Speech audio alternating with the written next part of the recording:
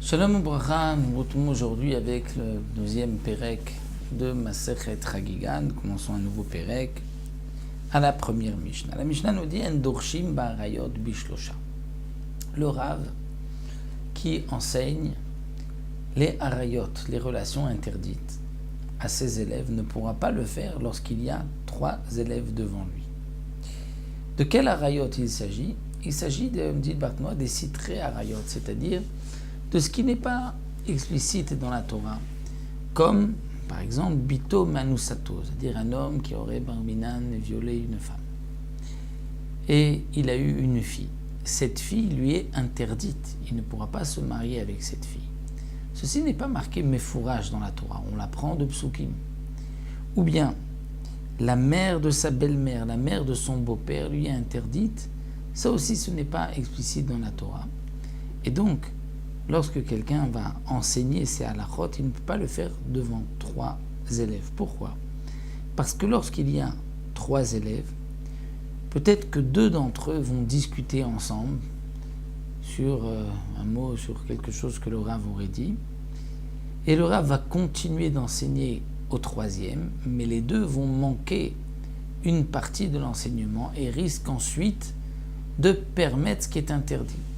Pourquoi particulièrement parler Arayot? Parce que les Arayot, étant donné qu'il y a une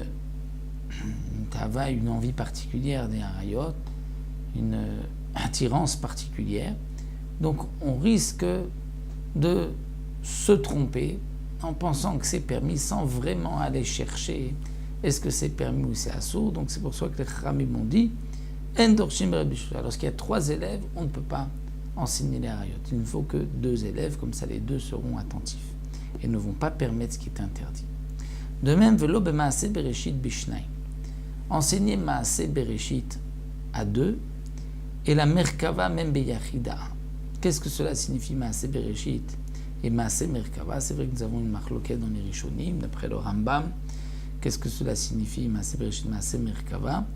Mais comme explique le Barthénoura, en vérité, Maaseh Bereshit et Maaseh Merkava, c'est Maaseh Bereshit, la création du monde. Maaseh Merkava, c'est tailler les anges et chars célestes, les malachim dans le ciel. C'est un petit peu donc toute la Kabbalah qui ne peut pas étudier. Donc Maaseh Bereshit, la création du monde Bishnaim avec 2 élèves. Velo Merkava Beyachid. Et la Merkava, le char céleste, les melachim, comme nous dit ici le Barthénoura, la sphira de Keter, et de voir exactement comment qu'est-ce qui se passe dans le ciel, les prières des malachim.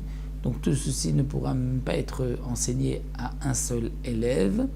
Et là, sauf si le maître voit que cet élève est particulièrement chacham, il comprend de lui-même, c'est-à-dire qu'on lui donnera juste les grandes lignes, les titres, et lui pourra approfondir tout seul.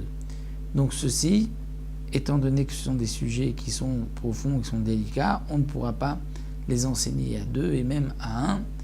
Donc il y a certains sujets qui doivent être étudiés avec attention. La Mishnah poursuit, nous dit Kol mistakel be'arba dvarim. Celui qui regarde ou qui recherche plutôt une de ces 4 choses, Raoui lo kilu ba leolam. Il valait mieux qu'il ne vienne pas dans ce monde. S'il cherche mal et mal, qu'est-ce qu'il y a au-dessus des rachés à Chayot, c'est-à-dire des malachim appelés Chayot à Kodesh? Qu'est-ce qu'il y a au-dessus des malachim? Il va chercher dans des mondes supérieurs. Mal et mataou, ce qu'il y a en dessous la terre. Mal et fanim, qu'est-ce qu'il y a au loin, à l'est, ou Maléachor derrière à l'ouest. Ou alors, nous dit le Barthénoura, une autre explication, Maléfanim, c'est-à-dire qu'est-ce qu'il y avait avant la création du monde et qu'est-ce qu'il y aura à la fin des temps, Acharit Hayamim. Celui qui recherche, qui va chercher cela, eh bien, il valait mieux qu'il ne vienne pas dans ce monde. Il y a des sujets que l'on doit laisser cachés, qu'on ne doit pas aborder. Tout celui qui n'a pas pitié, pas attention à l'honneur de son créateur, c'est-à-dire quelqu'un qui faute en cachette et qui se dit bon, personne ne me voit, il se dit la Shrina n'est pas là, Dieu ne me voit pas ici. Lui aussi, il mériterait de ne pas être venu dans ce monde. Mais le Kolaretz Kevodo, Akadosh Baruch Hu se trouve par nous et il voit tout ce que l'on fait. Donc celui qui a un manque de respect, il valait mieux qu'il ne vienne pas de ce monde. On se retrouvera pour la prochaine Mishnah.